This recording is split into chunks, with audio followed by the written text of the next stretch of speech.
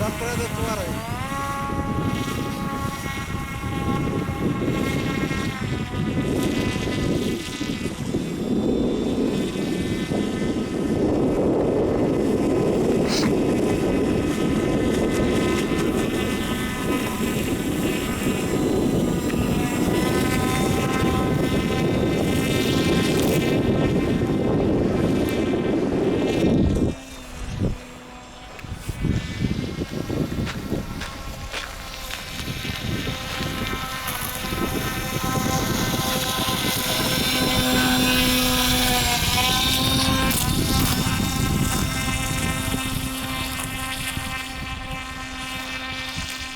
Те като са у нея работи, няма да фърля вода, ти се удрят в тях.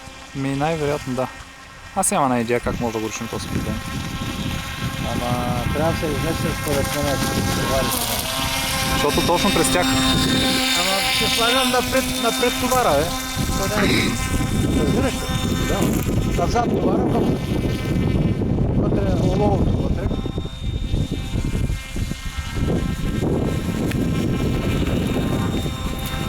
Така най-хубаво върви. Да, да.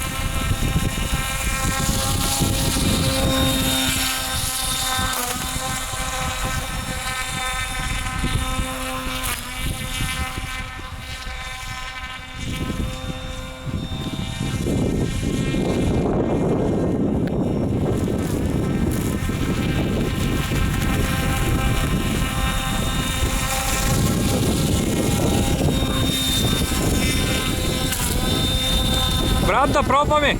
Всъщност пипния ти, или дай тук аз ще я пипна. Ще действаш само на газ и то яка.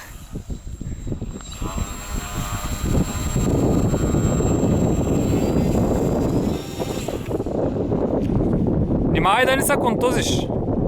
В смисъл без да искаш да пипнеш стика. Гореш ли?